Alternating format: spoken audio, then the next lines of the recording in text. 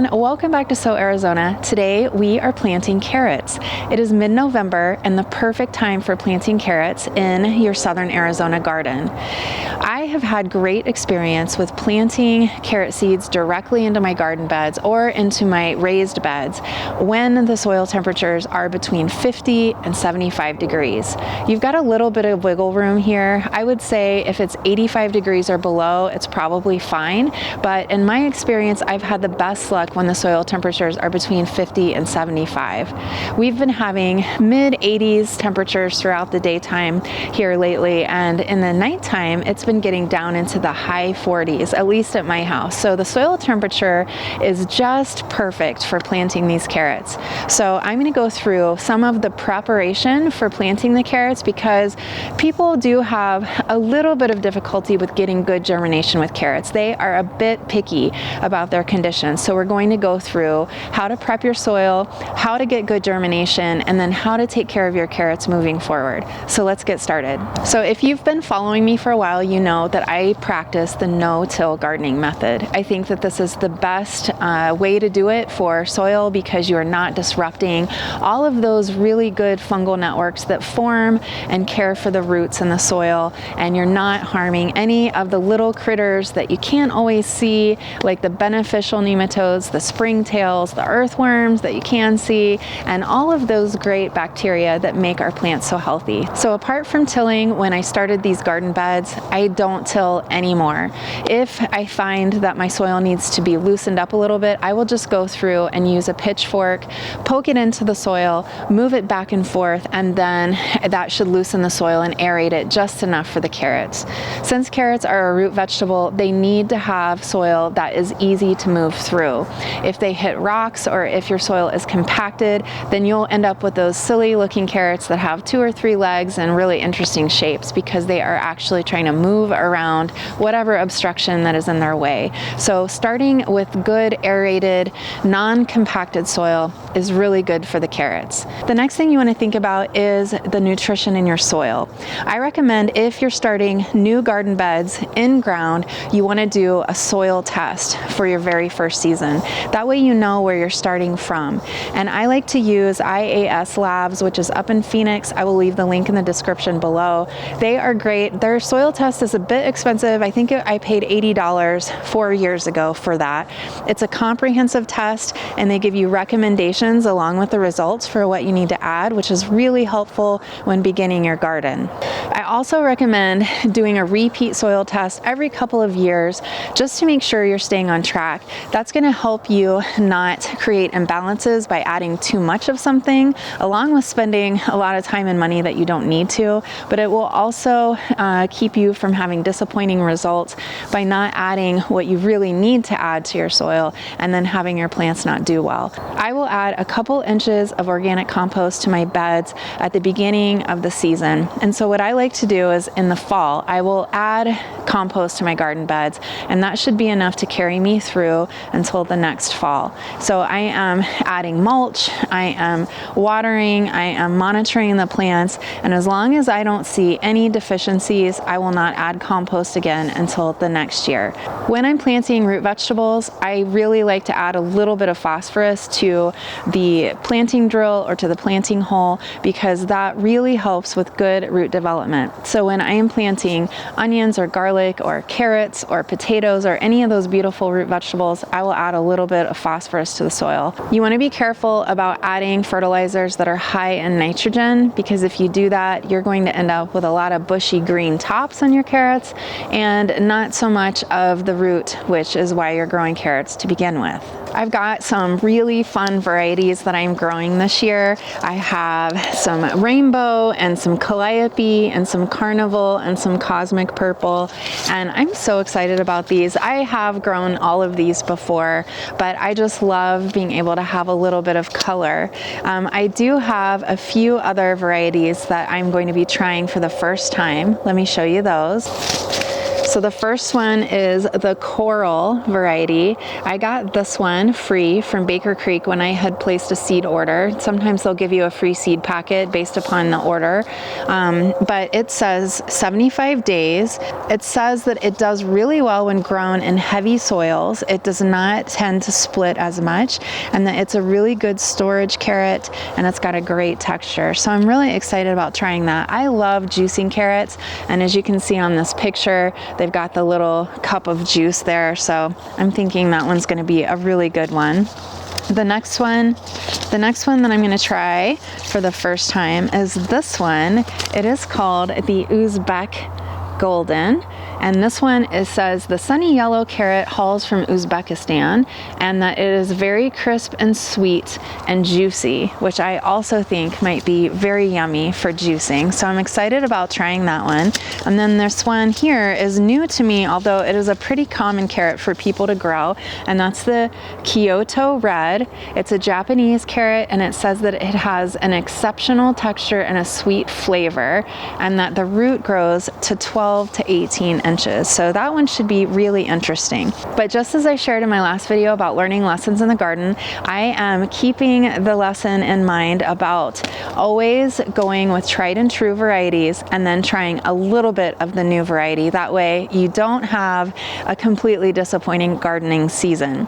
So I have learned my lesson with my pumpkins. I tried a new variety and I did more of that than my old favorite, and I was actually pretty sorry about that because I didn't end up liking that new variety very much at all. So this time I am going with my old tried and true, and that is the Chantenay Red Cord, and I have had such great luck with that variety, so I am doing much more of that and just a few of these new varieties. I had alluded to in my garden lessons video about my irrigation system and the limitations of it. So it is not a professionally installed irrigation system. I'm going to be doing a video on it soon because I've had a lot of questions about it, but it is just a rainbird system that we have pieced together from Home Depot, and I've got two different zones. So one zone is for the area that I'm in right now, and the other zone is for the other side with all the fruit trees and things. So I have to be really careful with how much irrigation line I have out here because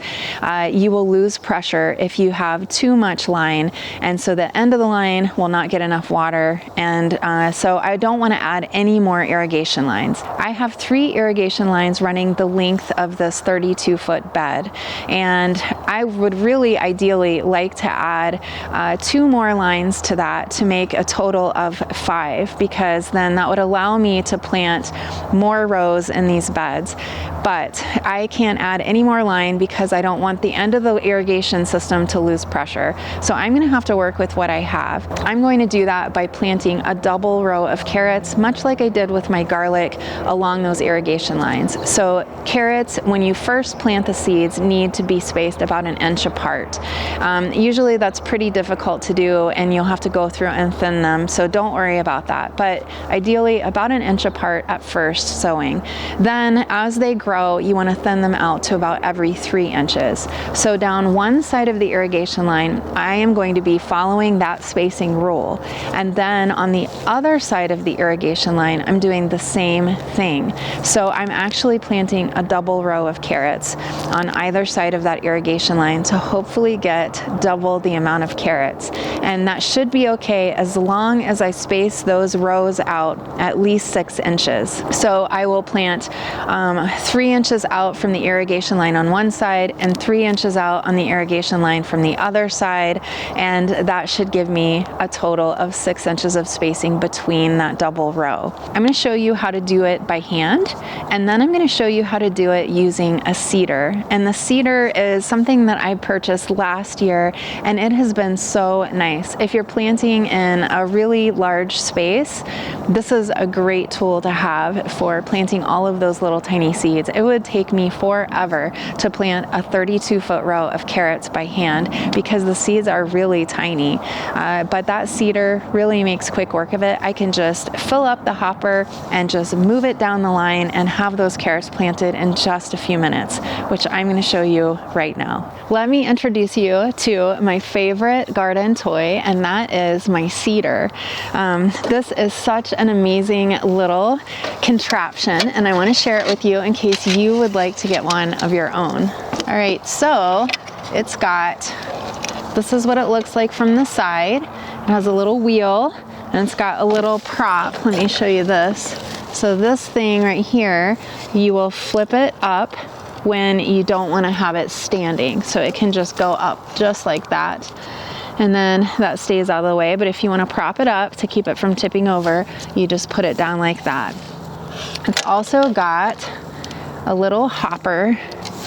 So if you're doing a smaller amount, you can put your seed right in here, and it's got different wheels with different seed sizes. So those wheels, I'm going to show you a close-up of those.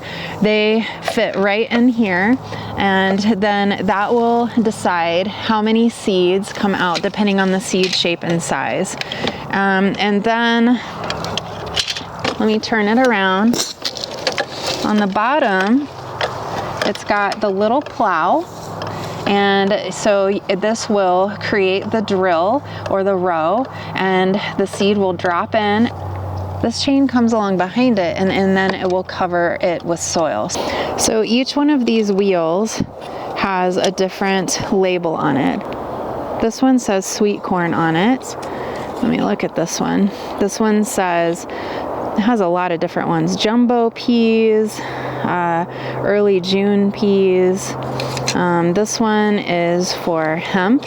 This one says beans, peas, beans and small peas. And this one is the one I'm using today. This one says carrots, endive, turnips, lettuce, cabbage, onions, tomatoes. So this one is actually, as you can imagine, my most used little disc. So let me show you how that fits in. This belt is attached to this little disc right here, and then it goes up to this, and which turns, and then that is what turns this little wheel inside here. So let's see if I can show you. So you put the wheel just right on here, and then it will snap into place like that. So now I can just pour my carrot seeds in here, and we can get started. So you want to lock that wheel into place so that it fits nice and snug up against the hopper, and then you can pour the seed in, which I will do right now.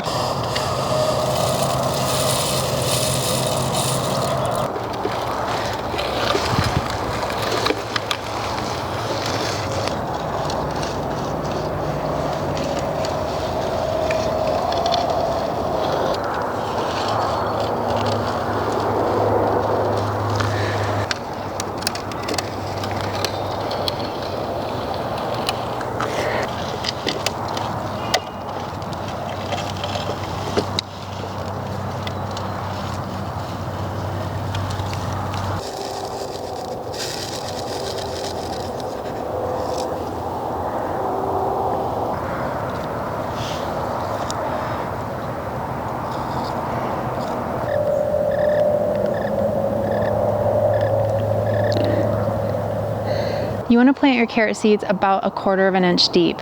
And when it comes to the space that you're planting it in, you want to think about the mature root depth. So that is going to be about 18 to 24 inches for a standard size carrot. After you plant those carrot seeds, you want to protect them from all of those little critters, the birds and the mice, and all of those critters just absolutely love those carrot sprouts. And who wouldn't? I think they're actually very sweet. If you've ever grown carrot seeds as microgreens, they're actually super yummy and sweet. So we don't want to have our critters getting them. So I will be providing a cover. But before that, carrot seeds are very sensitive to drying out. So if they dry out at all, they're goners. You have to keep the soil consistently moist, which can be really hard when you live in an arid climate like southern Arizona. So to prevent those carrot seeds from drying out while they're germinating, I'm going to be placing a cover over them. This year I'm using burlap, and so I can just place that right on the surface of the ground, and then I can water right through it and I don't have to worry about it. Now that I'm done planting my carrots, I am putting that layer of burlap down right against the soil. I'm using the rocks that I have lining the edges of my beds to weigh that burlap down so that it doesn't blow away. You could use landscaping pens, but I'm not doing that. I want to try to keep this burlap nice for several seasons so that I can use it for other things. I bought several rolls of it, which I'm going to be using to wrap my fruit trees for the winter time because it gets a little cooler down here since I am just a bit south of Tucson. And I did have a couple of my fig trees freeze back to the ground last winter, so I want to try to avoid that if I can this year.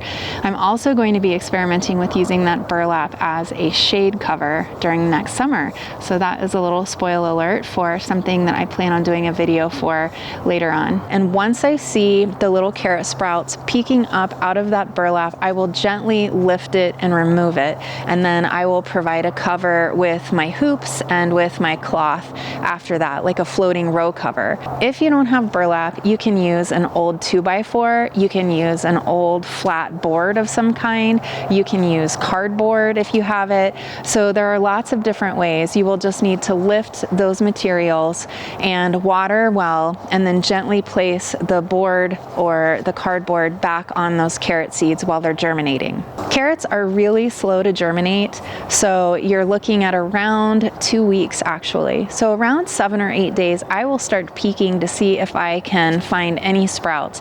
Once I start seeing the sprouts, then I will remove that cover, whether it's burlap or a board or what have you. I will remove that and then I will replace it with a floating row cover to give them room to get light and air and to grow.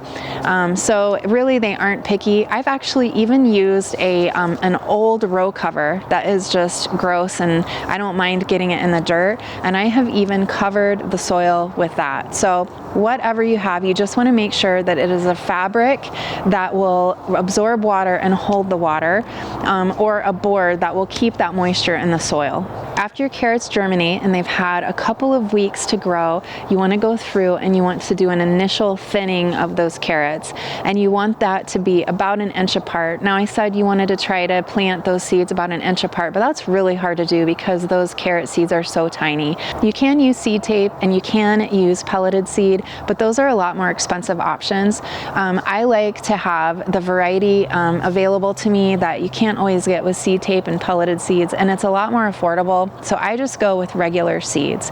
If you're doing regular seeds, you're probably going to have a hard time getting them 1 inch apart just because they're so tiny, but that's okay. After they have germinated and had a chance to set in for a couple of weeks, you want to go through. I like to use a tiny pair of scissors actually, which is a bit time consuming, and just go through and snip the tops of the ones I don't want. And that's because if you go through and you pull the ones you don't want to thin them out, you run the risk of damaging or disrupting the roots of their neighbor. If you have the patience and you want to go through and try to pull the carrots and thin them that way, then that is up to you. I just like to go through and snip them with a little pair of scissors, and I think that that works really well and it's a lot faster. After you've done the initial thinning to about 1 inch apart, you let them go for another couple of weeks, and then you go through again and you're going to thin again, and this time you will thin to 3 inches apart, and that way that gives that carrot enough room to grow and develop that nice root that you are growing the carrot for. I like to choose the best seedling, and I go through with my little scissors again and I snip the top off of the one that I don't want, thinning to 3 inches apart. As you're growing your carrots through the cool season, you want to keep the soil consistently moist. I will remove the row cover after those carrots have gotten a little bigger and they are not as susceptible to being plucked out of the soil by all of the critters. So, you know, after, I don't know, 6 to 8 weeks or so, when they're good size and they're nice and snug in the ground, then I don't worry about that as much and I will remove the cover. Carrot tops are prone to getting powdery mildew. So after those carrot seedlings have gotten established, I would say about 8 weeks or so, when they are big enough that they are firmly in the soil, not easily plucked out, and a little too big for those sprout-loving creatures, then I will remove that floating row cover. That's because I I want it to get good airflow, and I want to prevent that powdery mildew if I can. Not because it's super harmful to the plant. Generally, it's fairly harmless as long as it's not too severe, but I just want those carrots to look nice and green and beautiful in my beds. So if I remove that row cover, they're going to get much better airflow that way. I'll keep my soil consistently moist throughout the growing season. Carrots usually mature within 60 to 80 days or so. A lot of the smaller varieties of carrots will be around 65, and some of the larger ones around 75 or so. So you want to look at the seed packet for the variety you're growing so that you can kind of figure out and maybe mark on the calendar when you can start checking on those carrots. Carrots are actually very cool because you can leave those in the soil for quite a while and they will keep there much better than if you pull them and you put them into your refrigerator. If it is starting to get hot though, you want to pull those carrots because the stress of high temperatures will cause those carrots to develop a bitter flavor. So once I'm ready to harvest my carrots, I will pull them, I will wash them, I'll trim the tops off, and then I actually will put them in a Ziploc bag in my refrigerator, and I will seal it almost all the way. I'll leave a little bit open of the Ziploc bag. That way they can get a little bit of airflow. I've had carrots that I've been keeping from last spring's harvest in my refrigerator for months, and they are still really nice and crisp that way. So it's a great way to store them. If you don't store them in the bag, sometimes they tend to get a bit floppy in the vegetable drawer. So that's why I like to have them in a Ziploc bag with a little bit of a ventilation opening for them so that they stay nice and crisp. I have another video I did last fall on carrots, and I talk about all the different carrot types and what they're good for and lots of different details about carrots that I'm not going to go into on this video. So if you'd like to check that out, I will leave the link in the description box below. I'm going to be doing a follow-up video on growing carrots in containers. I'm going to be talking about what kind of containers you can grow them in. I'm going to be talking about the soil that you can use for those containers, and also just about how deep those containers need to be. There are carrot varieties that will do better in containers or raised beds than others, and that has to do with their size at maturity. So there are different carrots that have different sized roots, and depending on that characteristic, they will do better or worse in containers. I'm going to be giving you some variety suggestions that I've had great luck with in the past. So stay tuned for that video. It is coming up in the next week or so. These carrots are going to be sharing this bed later on with some parsnips and some potatoes. So this is going to be a full-on root vegetable garden bed here. And like I said, it's 32 feet long, 3 feet wide, and I'm really excited about it. I did a very extensive video on potatoes last year as well, which I will also include in the description box below. If you're thinking about growing potatoes, and the time is now for that too, by the way, and you want to find out more about it. All right, I think that wraps up the video. I'm Kara from Arizona. Thank you so much for watching. Until next time, happy gardening.